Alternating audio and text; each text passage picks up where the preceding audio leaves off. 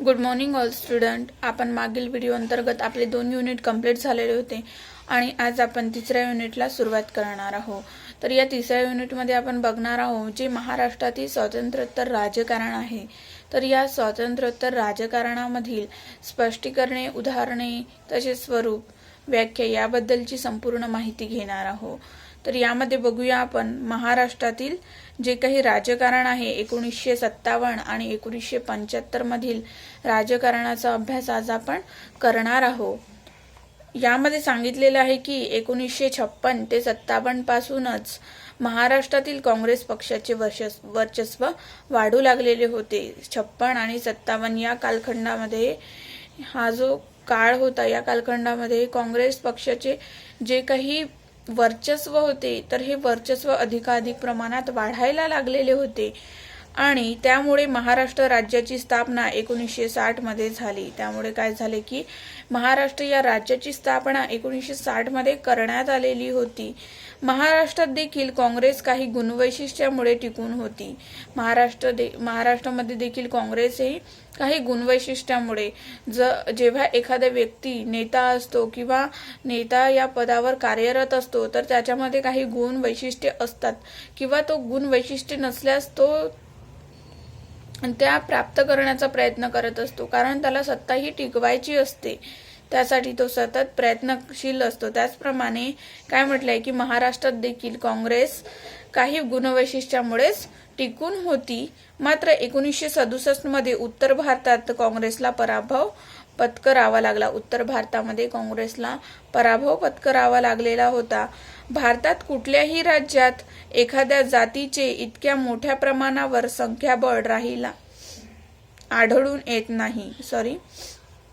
भारतात कुठल्याही राज्यात एखाद्या जातीचे इतक्या मोठ्या प्रमाणात संख्याबळ आढळून येत नाही. म्हणजेच आपल्या महाराष्ट्रामध्ये इतकी संख्याबळ आहे किंवा लोकसंख्या आहे की मराठा, कुणबी यासारख्या जातींचा समावेश आपल्या महाराष्ट्रामध्ये झालेला दिसून येतो. जितके महाराष्ट्रात मराठी, कुणबी समाजाची संख्या दिसून येते, या जातीने आपले 2 उद्देश कायम ठेवले.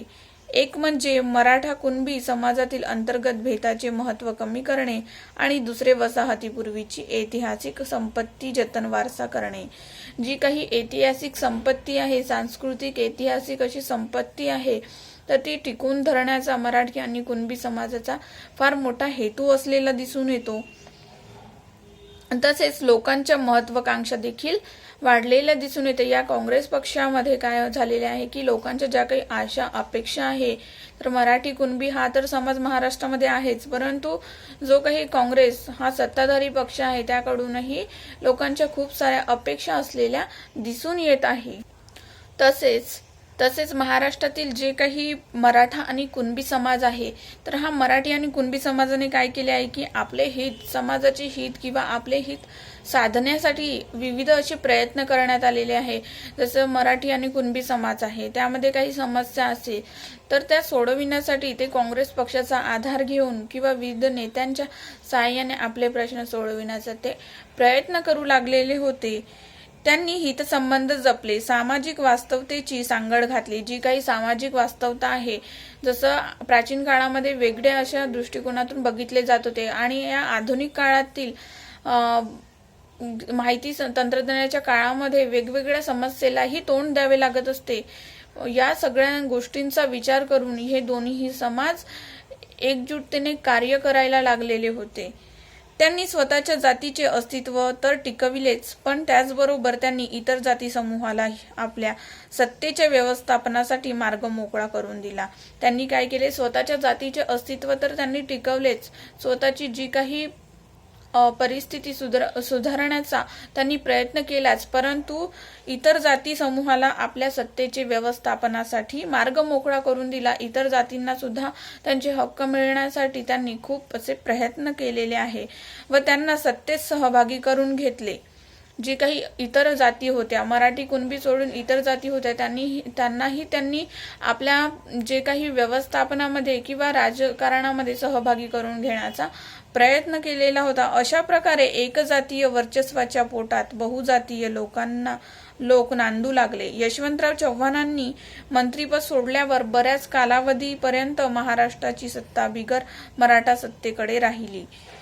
जे यशवंतराव चव्हाण होते तर यांनी मंत्रीपद सोडल्यानंतर काय झालेली होती की सत्ता बिगर मराठा सत्तेकडे, म्हणजे मराठा सोडून दुसऱ्या जातीकडे ही सत्ता चाललेली होती. त्याच पद्धतीने बघूया की काँग्रेसची ही भरभराट होण्यामागे काही महत्त्वाची अशी कारणे आहेत. ही भरभराट होण्यामागे काही अशी 12 कारणे दिलेली आहेत, तर त्याचा अभ्यास करूया आपण. पहिले कारण आहे, काँग्रेस पूर्वी कुठलाही प्रबळ पक्ष नव्हता. काँग्रेस पुढे कोणताही प्रबळ पक्ष नव्हता, त्यामुळे काँग्रेस हा सत्ताधारी पक्ष म्हणून निवडून आलेला होता. त्याचबरोबर सेकंड नंबरमध्ये आहे, काँग्रेसमध्ये मराठा कुणबी समाज समाविष्ट झाला. काँग्रेसमध्ये मराठा आणि कुणबी हा देखील समाज त्यामध्ये अंतर्भाव करू लागला. परंतु मराठा आणि कुणबी या दोन्ही जातींनी काय केले की इतर जातींना सुद्धा आपल्या काँग्रेस पक्षामध्ये अंतर्भाव करण्यास प्रोत्साहन दिले. त्याच पद्धतीने थर्ड नंबरमध्ये आहे, ब्राह्मणेतर समाजही काँग्रेसमध्ये आला. ब्राह्मणेतरही समाज होता, जो काही महार, कुणबी किंवा इतरत्र कोणतेही समाज असो, ब्राह्मणेतर समाजांनी सुद्धा या काँग्रेस पक्षामध्ये अंतर्भाव घेतलेला दिसून येतो. फोर्थ नंबरमध्ये आहे, मराठा कुणबी समाजाने आपले अंतर्गत उच्च कनिष्ठ भेद बाजूला सारले. उच्च आणि कनिष्ठ जे भेद आहे किंवा भेदाभेद, उच्च नीच असे भेद बाजूला सारून त्यांना आपल्या ज्या काही राजकारणीय व्यवस्थामध्ये सहभागी करून घेतलेले होते. फिफ्थ नंबरमध्ये आहे, मराठा कुणबी समाजाने इतर जाती वर्गाला सत्ता खुली करून दिली. मराठा कुणबी जो समाज आहे तर या समाजाने इतर समाजाला सुद्धा जागा निर्माण करून दिलेली आहे. ब्राह्मणेतर जातीचे वर्चस्व मराठी जातीकडे होते. ब्राह्मणेतर जात आहे तर त्याचे वर्चस्व सुद्धा मराठी जातीकडे होते. 7 नंबरमध्ये आहे, काँग्रेसचे वर्चस्व वाढविण्यासाठी चव्हाणांनी केलेले महाराष्ट्रातील अथक प्रयत्न. काँग्रेसचे जे काही वर्चस्व होते तर हे वर्चस्व वाढवण्यासाठी यशवंतराव चव्हाण यांनी खूप मोठे कार्य केलेले होते की आपली सत्ता कशा पद्धतीने वाढवावी आणि जे काही जनतेचा विकास आहे आणि समस्या कशा पद्धतीने सोडवल्या जातील यासाठी त्यांनी खूप असे प्रयत्न केलेले होते. 8 नंबरमध्ये आहे, सवर्ण व दलित नेतृत्वांचा काँग्रेसमध्ये समावेश. जे काही दलित लोक होते त्यांचाही अंतर्भाव या काँग्रेस पक्षामध्ये करण्यात आलेला होता. ब्राह्मण व त्या व्यतिरिक्त जातींचा वाद बाजूला सारून परस्परात सहकार्य निर्माण झाले. ब्राह्मण व त्या व्यतिरिक्त जातींचा वाद. ब्राह्मण, मराठा आणि कुणबी यामध्ये भेदाभेद होते, परंतु या काँग्रेस पक्षामुळे काय झाले की यांच्यामधील जी दुरी किंवा वाद होते हे कमी होण्यास फार मदत झालेली होती. 10 नंबरमध्ये आहे, एकजातीच्या वर्चस्वाखाली बहुजाती सुखाने नांदल्या गेल्या. एकजातीच्या वर्चस्वाखाली बहुजाती सुखाने नांदल्या गेल्या म्हणजेच काय की एक जाती, जसं की काँग्रेसमध्ये कुठलीही एक जात असणार तर त्या जातीमागे मराठा कुणबी या समाजाने सुद्धा जेव्हा काँग्रेस पक्षामध्ये त्यांनी अंतर्भाव केला तर त्यांनी दलित समाजाला असो, अनुसूचित जाती जमातीला सुद्धा यामध्ये अंतर्भावून घेण्यास फार मदत केलेली होती. त्याच पद्धतीने 11 नंबरमध्ये आहे, 1948 नंतर ब्राह्मण मराठा समाजातील स्पर्धा टाळल्या गेल्या. ब्राह्मण मराठामध्ये ज्या काही स्पर्धा चाललेल्या होत्या, जातीविषयी असो किंवा समस्येविषयी असो, तर या समस्या या कमी झालेल्या होत्या. 12 नंबरमध्ये आहे, कुठलाही समाज घटक सत्तेतून बाहेर काढण्याऐवजी त्यांच्या समावेशनावर भर देत होता. या काँग्रेस पक्षामध्ये काय झाले की कुठलाही समाज या वेगळा काढण्यापेक्षा त्याला अंतर्भावून किंवा त्यामध्ये एकत्रित करून त्यांचे ज्या काही प्रश्न आहेत तर ते सोडवण्यास त्यांनी मदत करायला सुरुवात केलेली होती. अशा पद्धतीने जी काँग्रेस पक्षाची जी वाढ आहे किंवा भरभराट होण्यामागील 12 अशी कारणे दिलेली होती तर ती आपण अभ्यासलेली आहे. मराठा कुणबी समाज बहुसंख्य असल्याने या समाजाचे त्याचबरोबर बहुजन समाजाचे नेतृत्व देखील त्यांच्याकडेच राहणार होते. मराठा कुणबी समाजाचे जे काही नेतृत्व होते, समाज बहुसंख्य असल्याने महाराष्ट्रामध्ये मराठा आणि कुणबी हा समाज अतिशय जास्त प्रमाणात आहे. बहुसंख्य असा असल्याने ह्या समाजाचे त्याचबरोबर बहुजन समाजाचेही नेतृत्व यामध्ये करण्यात आलेले होते. मराठा आणि कुणबी समाज तर आहेच, परंतु बहुजन समाजही यामध्ये अंतर्भाव करण्यात आलेला होता.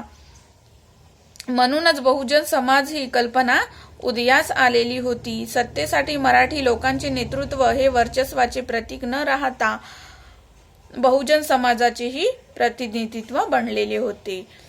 सत्तेसाठी मराठी लोकांचे नेतृत्व हे वर्चस्वाचे प्रतीक न राहता बहुजन समाजाचेही एक प्रतीक बनलेले होते. अशा पद्धतीने आपण आज महाराष्ट्राचे राजकारणामध्ये काही घटक अभ्यासलेले आहे. यामध्ये आपण जी काँग्रेस पक्षाची भरभराट होण्यामागील कारणे बघितलेली आहे. थँक्यू.